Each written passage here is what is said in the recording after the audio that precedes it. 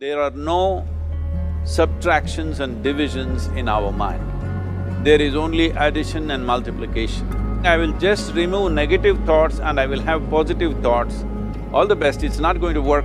It's just that you need to pay little attention as to how it functions. You will see there is a distinction between what is you and what you have gathered.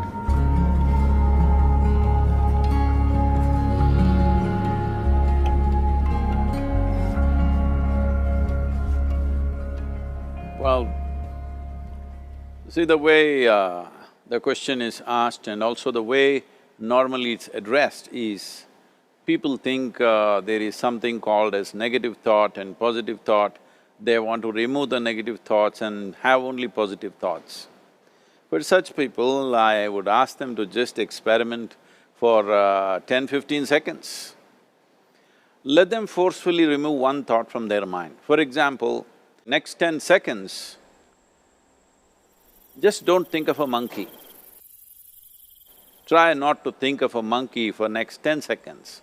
You will see you will be full of monkeys. So what I'm saying is, this is the nature of your mind, because in this mind, all the three pedals are throttle. There is no brake, there is no clutch. Whatever you touch, it will only go faster. In this kind of mind, people have been taught from moral teachers and religious teachers, do not think about bad things. Well, since then it's been a full-time job. So there is no way you can handle the mind like this. This doesn't need any great enlightenment. If you spend 2 minutes with your eyes closed, you will realize you cannot do anything forcefully with this mind. So, I want to remove negative thoughts. Do not ever go in this direction, because what you want to remove will become your quality. Always you will be on it. So what should I do?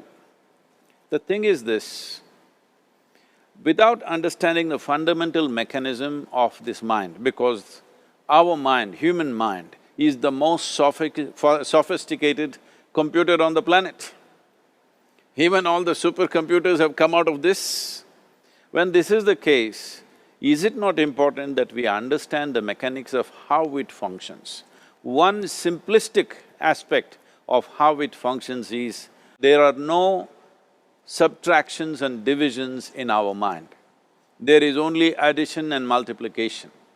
If you try to do something with it, it will say one more. If you try hard, it will multiply into many more. In this mind, you don't try to identify what is positive, what is negative and try to remove it. First of all, one needs to understand, this mind of yours, this body of yours is supposed to serve you. The life that you are is important. Body and mind are vehicles that must serve us. If you sit in a vehicle, it must go where you want to go. If it goes to its own destination, what is the point of such a vehicle? It's just a nuisance. Right now, most human beings are unfortunately experiencing this fantastic possibility of human mind as a nuisance, as a troublesome thing. Well, this is the most beautiful thing you have. It's just that you need to pay little attention as to how it functions. One simple thing is this. First and foremost process is, that's why we put out this process called isha kriya. This is to distance yourself from your physiological and psychological process.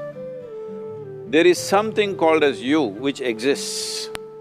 This is not a composite of all your thoughts and emotions and physiological processes. Beyond that, there is you. If you close your eyes, even if you cannot see anything, you're still there. It is through the window of your eyes that you're looking out, but if you close your eyes, it doesn't mean that you don't exist, you still exist. So beyond your thought, you still exist, beyond your emotion, you still exist. So that you, the life that you are, this has to come into your experience. Why is it that you're not allowing that to come into your experience, which is the most significant aspect of who you are? Who you are right now, the most significant aspect is, you and me are alive right now, this is it. What I'm thinking, what you're thinking is not the important thing. We are alive right now, that is the important thing. So, it is important that you focus on this fundamental sense of aliveness within you, and then you will see there is a natural distance between you and your thought process.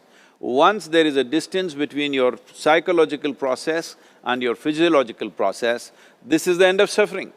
Because there are only two kinds of suffering that human beings go through, physical suffering and mental suffering. Once you create a little space between you and your mind, between you and your body, this is the end of suffering.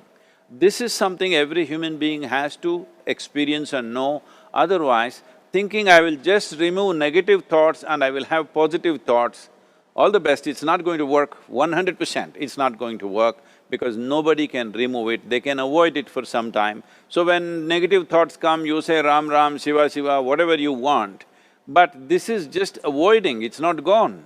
The moment you stop that, it will pop back with great force, otherwise it'll come back in your dreams. So it's very important, first of all you need to understand your anger, your resentment, your fear, your anxieties, the negativity that you generate.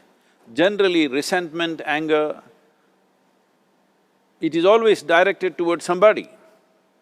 But we need to understand this is poisons that we are drinking and expecting somebody else to die. Fortunately, life doesn't work like that. If I drink poison, I die. If I drink poison, you don't die.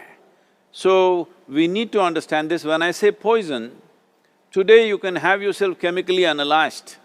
Right now, what is your blood work, what it says?